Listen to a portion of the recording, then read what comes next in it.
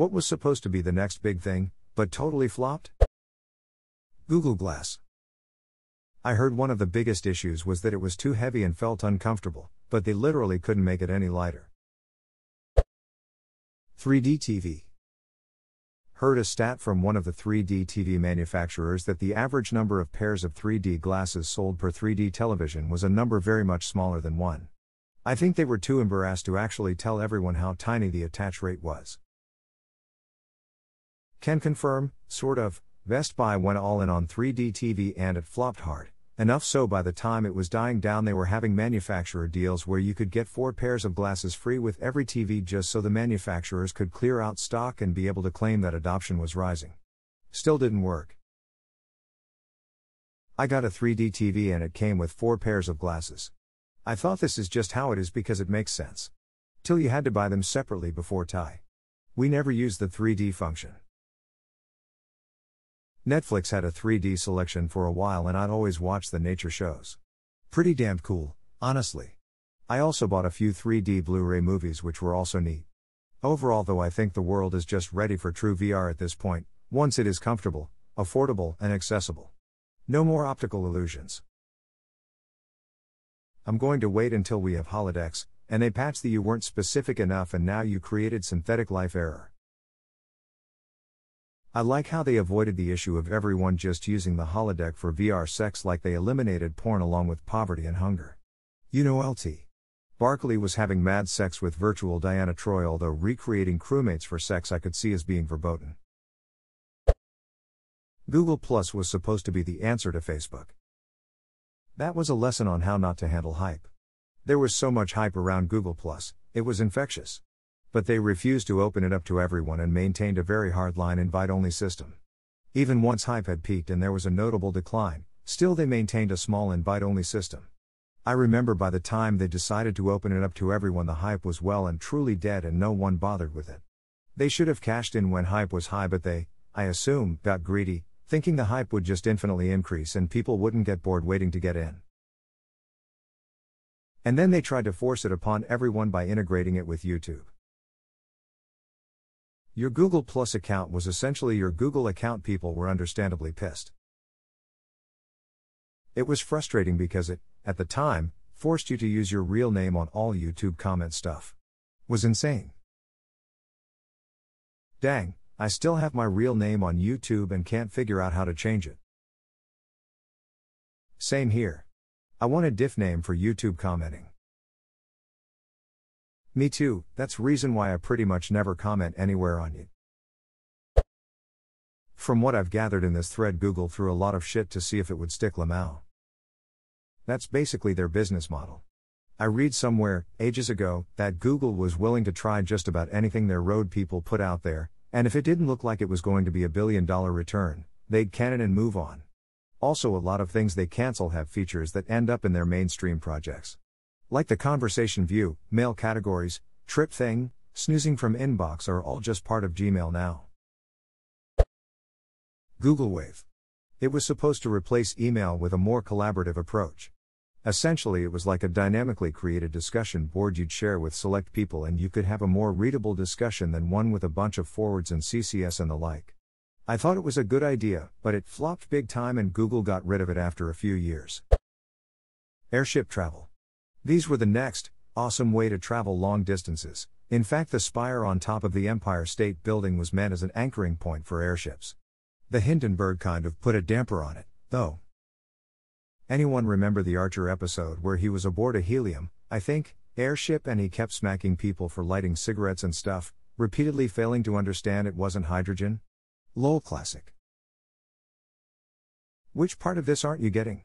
Well, obviously the core concept, Lana. That moment of self-awareness was the funniest part of the episode and that was a great episode. My favorite thing about the show is that it isn't clear at all when Archer is really confused or when he's just playing dumb. Every once in a while he breaks out in a moment of acerbic self-awareness that makes it clear he has absolutely understood what has been happening, which retroactively throws the situation into complete confusion. And it keeps a small but delightful bit of doubt around moments like these. Like when he thought Ireland was an Axis power in World War II, but also knew an absurd amount of detail about various World War II events? Honestly love Archer. That was actually a callback to an earlier episode.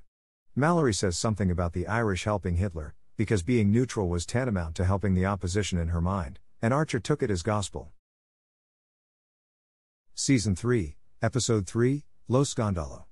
Archer asks Mallory what her problem with the Irish is, and she says, "You mean besides not being on our side in World War II?" Mallory had a distinct hatred of the Irish. Remember when she gave her building super a potato as a Christmas gift? The classic Irishman's dilemma: do I eat the potato or do I let it ferment so I can drink it later? The Segway. It was supposed to change the way everyone lived. The invention of the century or something like that. A really big deal. Then someone decided to take off the handle, call it a hoverboard. Those boards don't work on water. Unless you got power. Segways were supposed to revolutionize travel and replace the automobile. Now they're just used for guided tours for dorks in tourist traps. Not entirely relevant, but I like the trend where everybody wanted the smallest cell phone possible. For 20 years cell phones got smaller and smaller, often being the main selling point of the phone. Then all of a sudden you could watch videos on your phone, and almost overnight the trend reversed to larger is better. Now I want to watch Zoolander. His phone was hilariously small. The Dark Universe Cinematic Universe, starting with 2017's The Mummy. I cannot think about that movie without remembering when they accidentally released an incomplete trailer. Best movie trailer ever. For those curious, U2.be edit, Lamau this blew up. Thanks for all the rewards.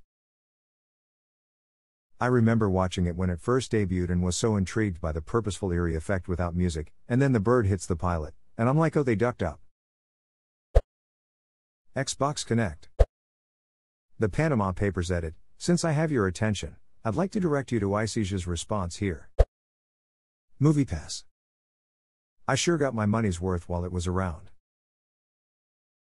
I never watched more movies in a month than when I had MoviePass. Such a horribly consumer-friendly concept that was never going to work long-term.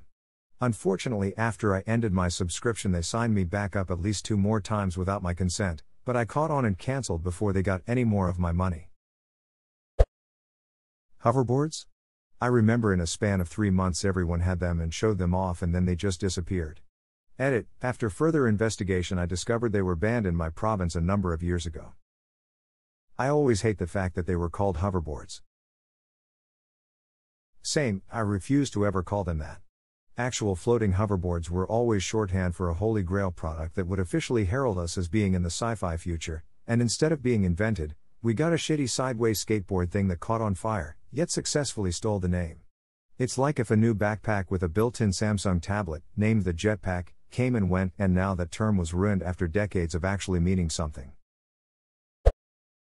This one might be a bit obscure just because I've only ever met one other person familiar with it, but Google's Project R, a modular smartphone, was looking like it could have been the end-all be-all of smartphones. Based off the phone block's idea of having a Lego-like hot swappable module phone, the idea was that you could switch out any components of the phone on the fly. Camera, fingerprint scanner, even different quality screens.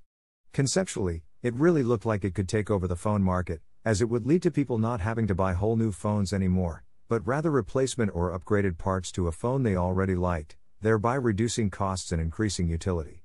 You don't want a phone with 5 cameras that inflate the cost unnecessarily? Just buy a 1-camera module.